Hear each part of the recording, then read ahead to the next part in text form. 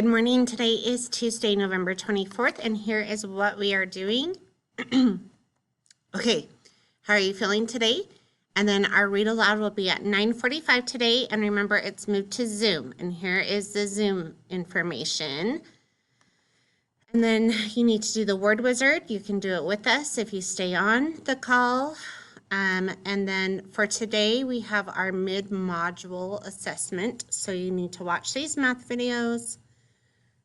And then here is the mid-module. So here's the question, and then you're going to write the answer here. Then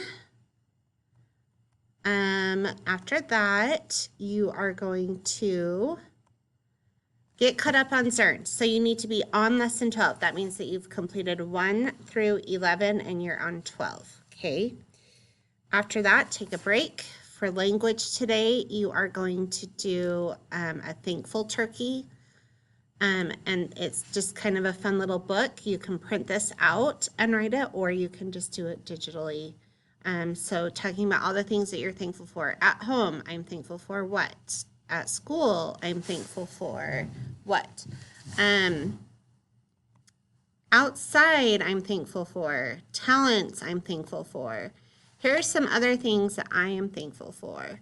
And then you're going to do Thanksgiving in the past. So rewrite each sentence in the past tense. So the pilgrim girl is working with the boy. The pilgrim girl was working with the boy.